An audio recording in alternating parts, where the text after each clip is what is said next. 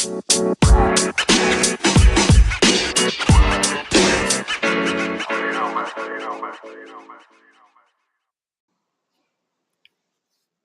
yeah, what is it called? What is it called again though? Sacred geometry. Sacred geometry. And this was discovered, not invented, by the ancient Egyptians, which is the underlying, the mathematical underlying truth behind existence.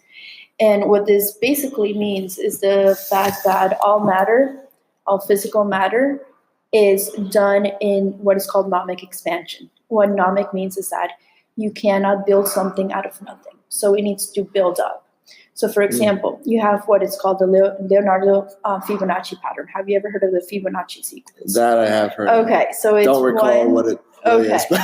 So let me just show you really quick. And I was gonna wear a necklace that I got for my birthday not too long ago. I'm here talking about, I kid you not, you know what's in here? Apart from like all my like work for like physics and stuff. This is how, you know what hue is in light in terms of color. So every color except that color. Okay. So for example, red is all the combination of all the colors except red, that when light hits. Oh, okay. So I was going into like the philosophical terms of that. Okay, let's see if I can find an empty. Here we go. Fibonacci. Okay, so Fibonacci, he was a mathematician in the 14th century, and it basically goes 1 plus 1 equals 2, then you got 2 plus 1 equals 3, then you got 3 plus 2 equals 5. So basically you are adding to the last, and it goes on for infinity. Oh, I do actually remember this. You do? Where did you learn this? I think it was in some math class or something, or maybe it was. You got this in math class? I remember, or wait, it could have been geometry. Well, it's sacred geometry. Okay, sacred geometry. Okay, so I think because I took geometry, I think 10th grade or 8th grade. Can't remember. Mr. Wetzel was my teacher. I remember his name because it rhymes with pretzel. Mr. Wetzel. He was a track coach, and I liked to run. So there was a lot of things there, but yes, I remember this. So what this means is that you cannot create something out of nothing. So it's always going to start at 1. 1 is also known for the singularity, which I talk about vastly in my book about how singularity is basically the creator unmanifested, where it's basically just a dot. This was also, have you seen the theory of everything? Oh yeah, with I think a year or two ago I did. Yeah, it's the story of Stephen Hawking. Yeah, I did. So in one of his theories that he did right before he went super big and he started getting featured in Time, and right before he wrote the history, a brief history of time. Yeah. He was talking about it in his university with his professor, how when black holes, when you get to their beginning of it, it goes into a singularity. And what that singularity is, they're now discovering through, I don't want to say the incorrect, it's either through string theory or it's called quantum loop theory, I believe it is. That even you went deep in there. I pointed this in my third eye, and I'm like, go in there, go into my subconscious. I saw you went down, looked up. I've never done that before. That's so weird. That was good. Okay. And what it means is that whenever there's like a big bang and you want to get into the beginning of it, that is all just stored heated energy. So what that means is that has always been there, if you want to call it that, but it's the term that it goes into, if you want to call it, reincarnations of the Big Bang. Mm-hmm. So right before that, so you get it down to a singularity. That singularity is anything but a point. It is basically stored energy. Okay? Got it. So what the Fibonacci sequence is that you cannot take something out of nothing. So you always are going to start at 1. Okay? And then you're going to build up like building blocks from its previous, there's a 2 in here, from the previous set of numbers that you have. Mm-hmm. So when you get into the formation of it in terms of, this is called the golden ratio rectangle, and this is based off from you first start with the square. You never got into this in geometry. We may have, but I was You not may the have? same individual Well- I am now. I was not paying attention. I was not paying attention. Not at I was all. like, I'm done with Once this. you said Fibonacci, I was like, I'm not even on the bed. So Yeah. this is done with a compass. And by the way, a compass, it can be scaleless. So it doesn't matter what measurement it is, but in a square, it all has to be the same unit. Okay? Mm. And the square, I don't know if you know where the design of it comes from or where the shape of it comes from. And that is, this is the creator, or what it's called infinity, or a circle, which is represented by pi. And pi is a number that goes on into infinity. Okay? So it goes infinite. 3.14, right? 1.6. Yeah, Yeah. it keeps going. So now you remember. I did remember pi. Okay, so then you have, the circle, that is also representative of the singularity. A circle is also feminine, and it's the potential for infinite procreations. Mhm. So from here, the circle, or what is called the singularity, this is where everything starts and comes from. Okay. Okay, and I'll get to in very quick of when I relapsed after rehab. This was like a year and a half ago. What happened was that it was really strong THC, very, very strong. I was not expecting that, and especially since I was sober for so long, and then that happens. That's the danger of relapse when you're in recovery, is the fact that since you've been sober for so long, you have zero tolerance. Mm-hmm. So when you use, for example, a drink, or for me it was weed. When you smoke again, it is intense, intense. And so and there's different levels, No, that was some okay. weed is not that strong, then others is and at very that time, strong. yeah. So you don't know what you're getting sometimes, which is scary. Well, this was organic, weed from Colorado. That was strong, in the vape form. Safe but strong. But here's the thing: I think it was 2 or 3 puffs. I think it was once. The last time that I oh my god, that I relapsed. This was around that time again. So I was sober for a couple of more months, and then I smoked again, but it was from California. And I kid you not, it was so intense because at that time I had so much anxiety, and anxiety is fear. So you have a lot of fear of your reality, of what's it like to live when you're sober, and you've been masking all these emotions for so long, and it's the first time that you're heading it straight on. Mm-hmm. So that in itself is very scary. And also you've identified yourself and your thoughts and feelings with who you were when you were high. So totally, yeah. So when I was, coming, in sobriety right after rehab, it's normal to relapse until you finally get a good foundation of how to handle your emotions when you're sober. And I took, because I had so much anxiety at this point, I took 15 puffs. 15. Do you know what that is? I think it was 15 to 17, something like that. And within, I think it was less than 30 minutes, I felt like I was on DMT. I kid you not. And I felt like it was DMT, mushrooms, all combined. And I'm like, oh my God, this is so strong. And at the time I was with my now ex. And I remember that I'm like, oh my God, I'm freaking out. I'm way too high. And he's like, what do you feel? I'm like, I feel like I'm on this, and this. And he's like, well, enjoy it then. And then I'm like, I'm gonna die.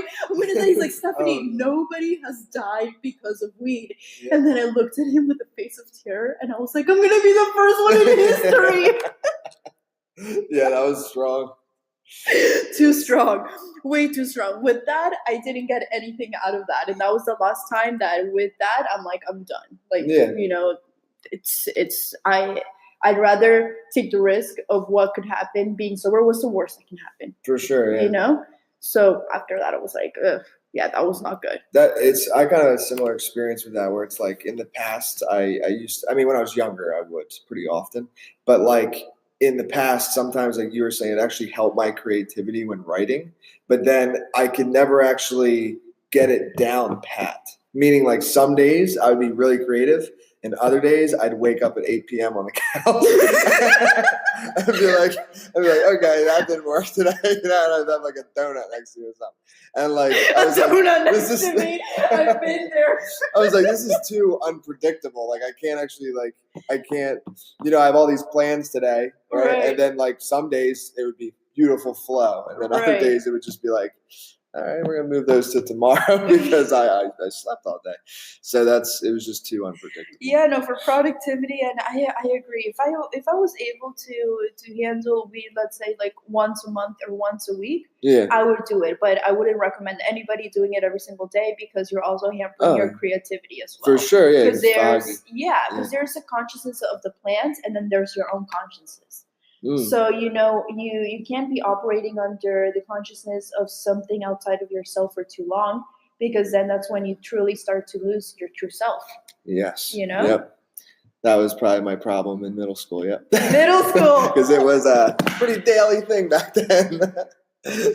That's funny. Well, you know what? I truly admire you and your success, despite the fact that you smoked a lot of weed and you had no recollection of this because of the fact that sacred geometry, it is sacred. Yeah. The Parthenon, the Egyptian pyramids. I'm not sure of the Eiffel Tower itself, but most of the greatest monumental architecture known in history, the 7 wonders of the world, they're all constructed with sacred geometry. And the ratios. Especially, I did an amazing paper. I'll send it to you if you want another thing to add to the list. Add it to the list. Which is... I have like weekly learnings from you. I'm glad. Because, listen, I think Trust it was... me, I won. Listen, Eleanor Roosevelt, I'm horrible with... my accent is horrible.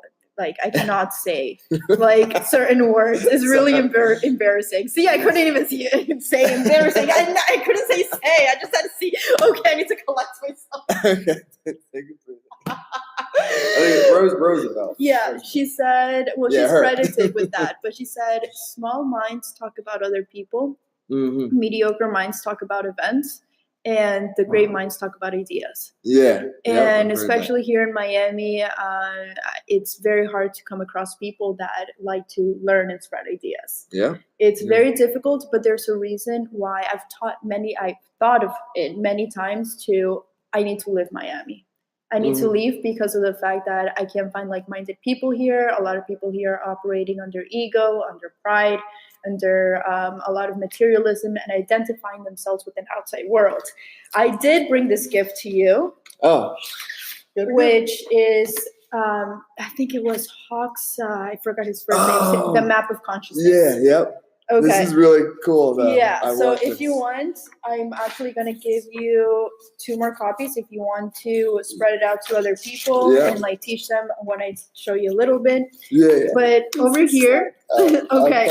I read this like years ago. Did you really? I didn't forget about it, but like I just like it's cool to just have it like this, like printed out. Definitely. Yes. I was actually going to give that to my family during a talk I did during Thanksgiving, and then I'm like, no, this isn't a good idea. Because they're all in the lowest frequency. They're like under guilt and shame. And that's the Catholic religion.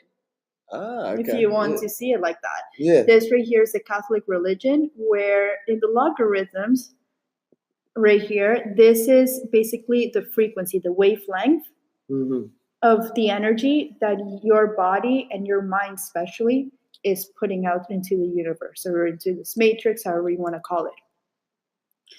And by the way, Elon Musk is a hypocrite. Do you know that he's like artificial intelligence is going to ruin humankind? Did you on Joe Rogan? No, not only that. Yeah. But I've already seen him before, Joe Rogan. Joe Rogan was so cute. He like dressed up with like a pink shirt. And I'm just there like, you're not in your hoodie anymore. That was a wild episode.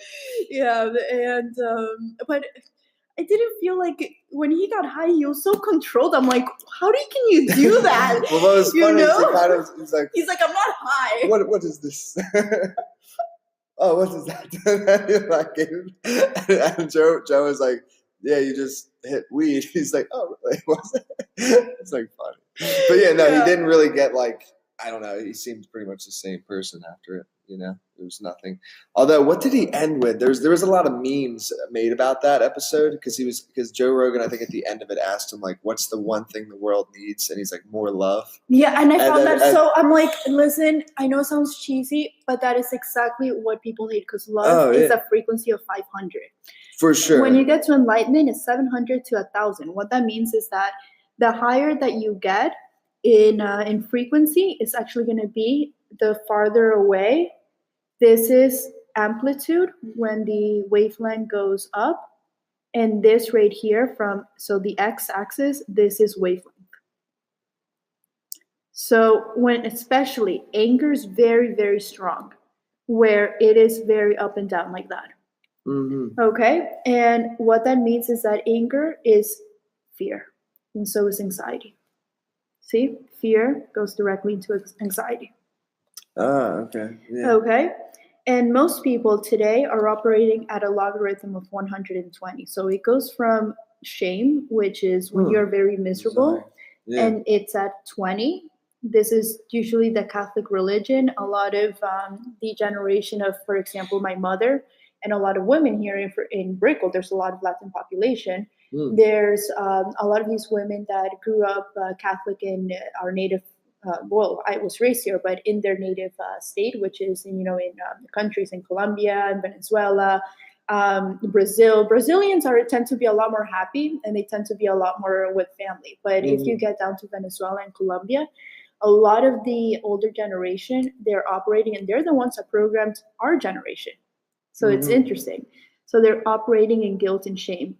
For example, por mi culpa, when you say it's because of my fault that I sinned and this. Yeah. That is all operating at the lowest frequency possible. And they know this. The Catholic Church is there to basically just control people through their ideologies. And they're one of the most hypocrite, if not the most hypocrite, because of the fact that there's a lot of pedophilia. There's a lot of, hush of acts of, I don't even want to get into it, but very ritualistic, where there is human sacrifice.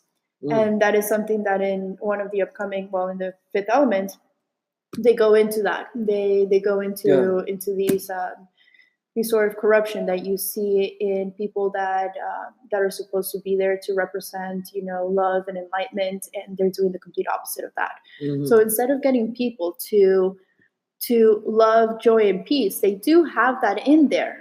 So religion is not bad, but it's the clergy, the people that started controlling religion, which is when the church and state started to go together in ancient Rome. I don't know exactly the century. I think it was somewhere in the 10th to 12th century. That's when church and state, that's when they came together. And when the clergy began with the Vatican, that is when true suppression of people's capabilities started happening. So they have religion and whatever. I don't want to get into the Bible and too much stuff like that, but they do operate with ways of how to get into the higher enlightenments and frequencies. There's something called Christ consciousness, which is once you get into holistic lifestyle of yoga, meditation, philosophy, there's something that is very important, and that's the Christ consciousness. That Christ himself, he made all his teachings are to get into enlightenment, but because of the clergy, it's the complete opposite. They're in guilt and shame. So let me tell you, so that's Catholic. Really quick, a lot of people right now are 120. So it's somewhere between fear, desire, which is basically greed, desire for wanting something outside of themselves to complete themselves. So, and that goes into pride, that's a result, and the fear of losing that, because they're losing their self-identity with the materialistic world, that is anger. That goes right before pride. And pride is complete ego. And what is ego? Ego is the feeling of lack of self-worth and insecurity and wanting to position yourself at a higher or lower rank than other people. And that is from a place of not realizing that you are me and I am you. It's a mirror of the same. It's a concept that goes way far into mathematics and metaphysical, but I already lived through you and you already lived through me. Together, we make a consciousness that it's a lot larger of what we actually can possibly perceive. Yeah. Mhm. And that is something that you get once you get into enlightenment information. And that is when you realize this chart is amazing because it tells you the God view, the creator view in all the different emotions. Okay. And when you get, for example, when you are very in desire, so you have a lot of greed, you deny that there's a creator. Mm. Which is, this one is, I haven't really analyzed too much about this one in terms Yeah, of the negative aspects, but the most important one that I always talk about is this one. When you get to enlightenment, you And not realize, many people do they? Like that's pretty hard to get to. Yeah. Right? Okay, just making sure. For most of the time that I was in drug addiction, I was in guilt and shame the entire time, and desire. And then anger as well. And there was a lot of pride and ego that developed as a result. I was in grief. I was in apathy, suicide attempts. They were all in the lowest possible. And you can obviously bounce, like you could, is it possible you could be here but then end up back here at some point, or like once you're here you probably Okay, so here's how it works. So first of all, you see that the God view is yourself. Yeah. So it means that you are the creator. It means that all together, all of us together, we all make up God. I think that. Okay. I don't know. I'm not saying I'm here necessarily, but I would say that I do believe in that one.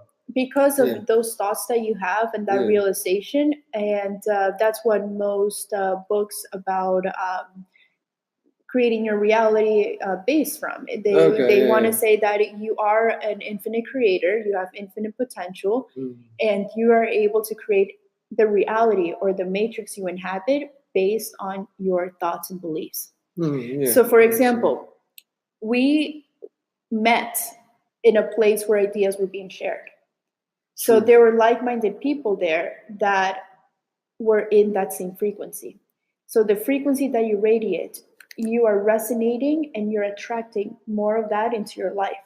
So the matrix that you inhabit, and this is, I shouldn't be talking about this but I'm gonna go ahead and share it because I do believe that ideas need to be shared, especially when it's to better the lives of other people, to make them have awareness. So what I say is that right now we have a war on consciousness, because the more that right now we're waking up slowly we're starting to wake up collectively, and the more that we wake up, and this is coming from our generation, the millennials and the ones that come before us, we're truly waking up and seeing, hey, this world, how our parents lived, how how it's right now, this isn't, they're not living it how it's truly supposed to in terms of emotional freedom and freedom of negative vibrations. So capitalism, by the way, it's pride, anger, and desire. So most of the United States is 120 is the usual. And most of capitalism and economy is operating from this area right here. So when I mentioned the God view self is that, so you have thoughts that radiate at a certain frequency. And the matrix that you inhabit, you're going to be attracting more people into your life that are in that same frequency. So, for example, one day you wake up, and it's not automatic; it's gradual. So it would take a couple of days of being in anger for you to be attracting that sort of people into your matrix. Got it. Yeah. So here's what I say: it's like, have you seen the butterfly? Not the butterfly effect, the sliding doors, the movie. I've seen the butterfly effect. Okay, I wasn't thinking about that one. Actually, I haven't seen that. I haven't seen the butterfly. No, I haven't.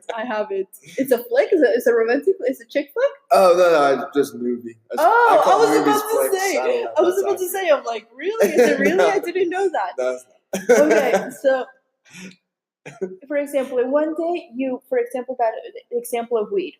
Yeah. You wake up and you are like ready to go. You're there to go to meetings, do this, do that.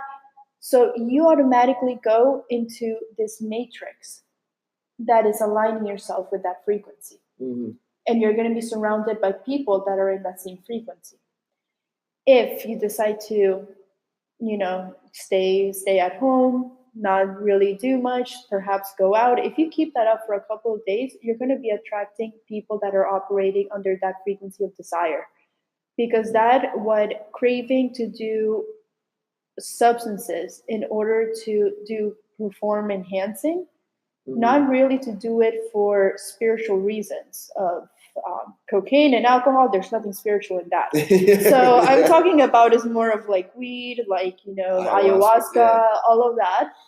When you do it from a place of experiment to better yourself, that's a bit different. That's actually completely different. But when you use weed for like creativity, for example, that's desire. You want that in order to achieve something that you yourself can attain. And that I'm getting to that point because for me, weed is Mary Jane. It was hard to divorce her. It was very hard to divorce her. It was so hard. Like if I went again with her, like I wouldn't separate her, but I would have to eventually. But I'm trying to get to the. Yeah. Okay. So this is the thing. This is like Jordan Peterson, the one that you recommended. Yeah. I'm still in the creation of existence through mathematics and geometry, and I just bounced off to saying, see what I mean? I understand his mind because it's just like mine just hops from one place to another. So yeah, we'll do this, and then we'll talk about your book then. Awesome. But I did want to get this. Awesome. So. Was there anything left on this point here? You were like scared to ask because it's like the can of worms that's gonna like keep going. You're like, I'm done too much information. I could actually, to be honest, I could sit here all day with you. I would very much like to do that. Well, I cleared my schedule. Yeah, I know, but I think you got some stuff. But I do. Anyways, no, I have an appointment at 3. That's a couple of hours. I'm still here early. No. Oh boy, we better hurry up. Because everything that I have is going to take minimum 10 hours. Hurry up, 4 hours. No, I'm kidding. So whether it's at some point we should or explain maybe like, as I think the book does explain, like it doesn't explain how to get from each level. Yeah, of course, because I started off in guilt and shame, and then I went all the way to enlightenment. And then in my book, I met somebody that I fell in love with, and he was operating under pride, anger, and desire and fear, especially fear. Fear is very dangerous because fear is the most dangerous one of all, I would say, because it is the antithesis. How do you say it? Antithesis? Yeah, the opposite of love. So if you're operating under fear, and this is just like a person really quick, oh my God, that is like complete shame to like my art school. That's a star. Okay. So when you're operating under fear, there's something called toroidal field. And this is you see this also in many things. I know what you're thinking. Okay. So this is fruits. This is also where creation comes from, if you want to put it that way. Okay. But this is, I think I showed you of the recycling of light energy into dark matter, and how it recycles into like beginning of time and end of time, and how our consciousness is right in between. It's everything. So we're actually, my theory is that we live in a black hole, that we live in black canvas, and then through our projection of information from our consciousness, that light, and everything's composed of photons of what light is made of. And that projection of light is coming from our pineal glands. I've gotten to the point in deep meditation where that's why the ancient Egyptians, they call the sun god Ra, which is the sunlight, the ray of light. And that is because in deep meditation, I got to see that I don't want to say God the creator, because even God created itself. So there is a creator, and then nobody created him. So I want to say him, and it's also a she. We got into that last time. We did. Yeah.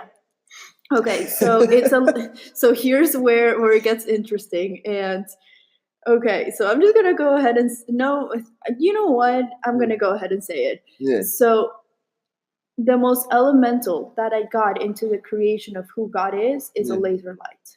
Okay. And it's in terms of technology. So it's a laser light that basically conducts in what is called subpixels.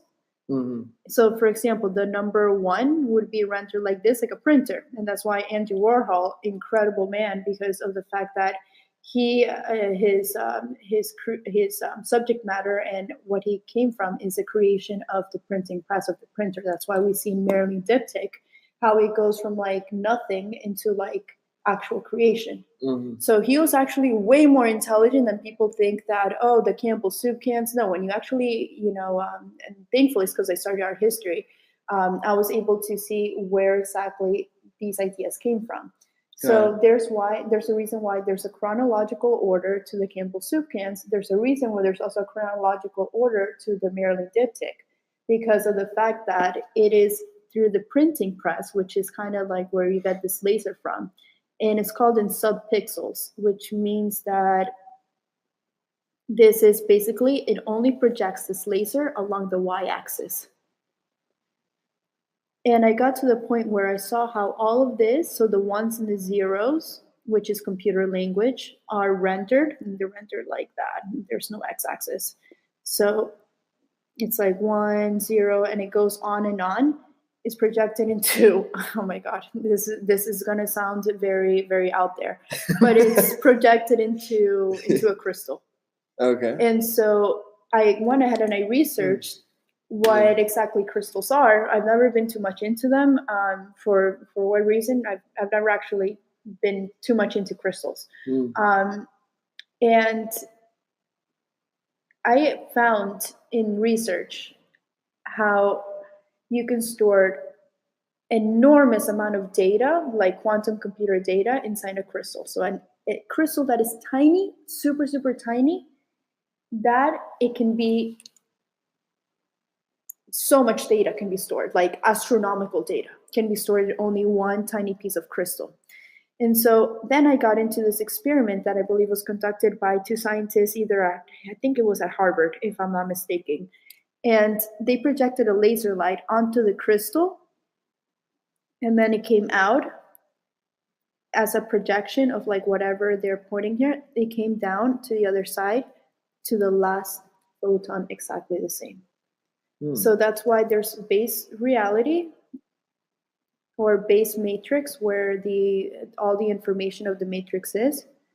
And then there's what I call, and I think I sent you that manuscript where I talk about, I was like, Elon Musk, yeah, you're right. You cannot detect from the matrix. From your website? Yeah. No, it wasn't from my website. I think it was in one of the PDFs. Oh, okay. So this is base reality information, and then what comes out in the other side is where we are, which is a copy of the matrix.